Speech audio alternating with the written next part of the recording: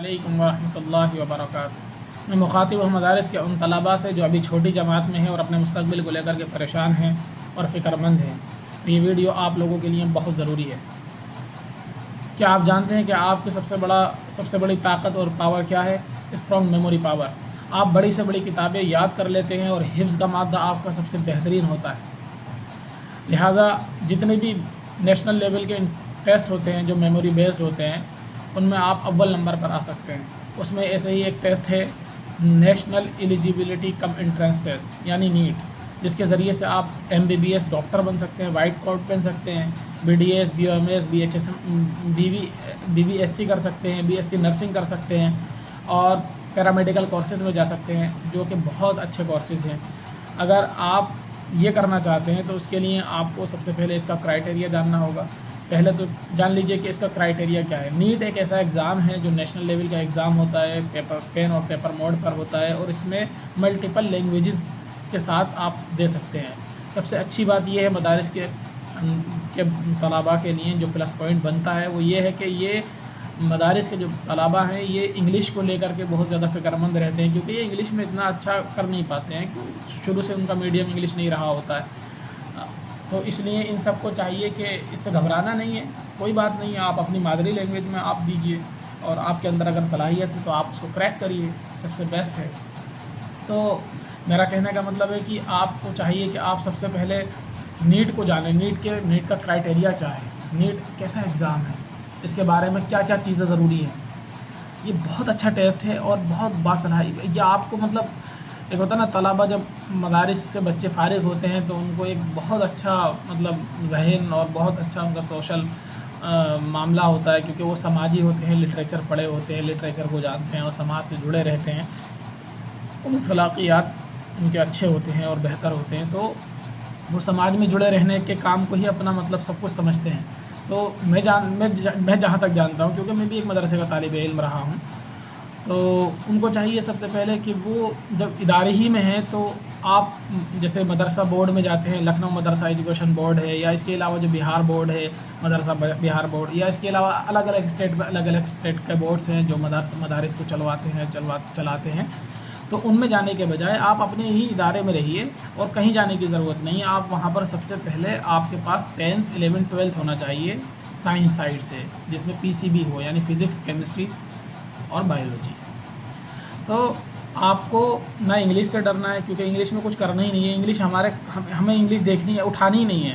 ہمیں NIOS board میں 10th class میں ایڈمیشن لینا ہے رجسٹریشن کرا کے، اور بکس خود بائی پوسٹ تمہارے ادارے میں یا تمہارے گھر پہ جہاں تم رہتے ہو وہاں، جو آپ خارجی مطالعے میں کتابیں ریٹ ڈالتے ہو تو ان کتابوں کو خارجی مطالعے میں رکھیے اور پڑھ کر کے صرف 5 days کا ایگزام ہوتا ہے، وہ جا کر کے 10th کلاس کا دے آئیے، اور اس میں جو سبجیکٹ لینے ہیں وہ سائنس سائڈ کے ہی سبجیکٹ لینے ہیں، سمجھے، اور وہ سب اردو میں لینے ہیں۔ اردو میڈیم رکھیے، چوز کرتے وقت اردو میڈیم کو رکھیے اور اس میں اردو میڈیم کے ذریعے سے ہی آپ آگے بڑھیے۔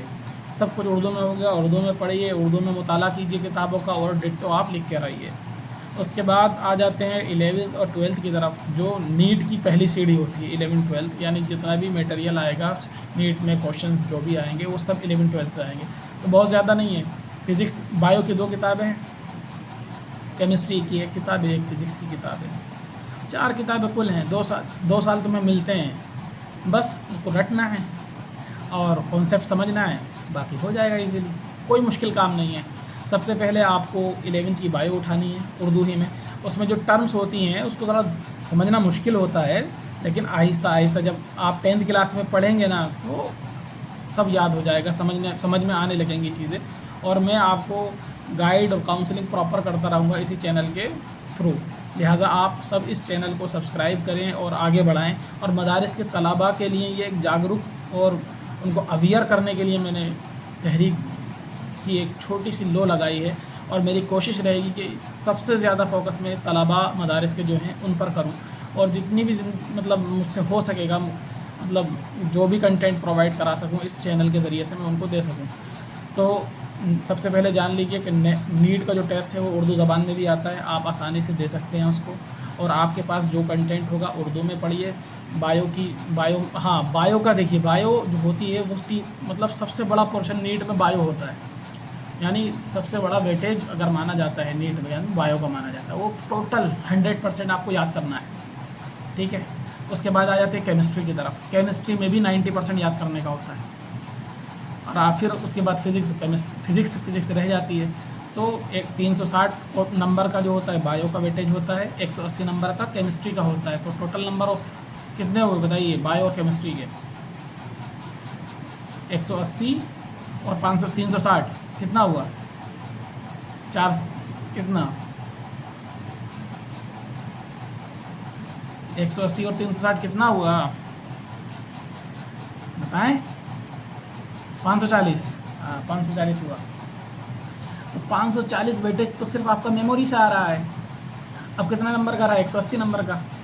180 नंबर में आप बस थोड़ा कॉन्सेप्ट और चीज़ों को समझ लीजिए, इसीलिए आप अगर कितने 100 नंबर के लिए काफ़ी है।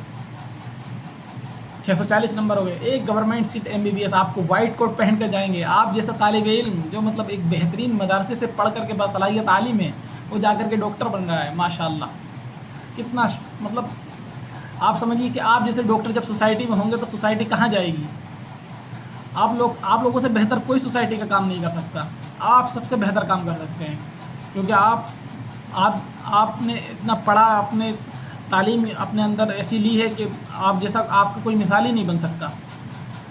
तो खुदा हाफिज़, मैं यहीं तक था। जितना मुझसे हो सकेगा मैं गाइड और काउंसलिंग करूँगा।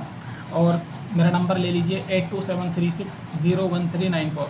जिसको जो भी ज़रूरत हो वो इस पर रब्ता कर सकता है।